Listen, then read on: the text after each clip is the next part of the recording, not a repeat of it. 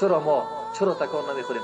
اگر واقعا بر روز آخرت ایمان داشته باشی، اگر واقعا به الله و رسول الله تو ایمان داشته باشی، خب چیزی که الله متعال حلال گفته حلال، چیزی که حرام گفته حرام، و برادرای مسلمان تا به طرف الله دعوت میدی، از طرف حرام منشان میکنی.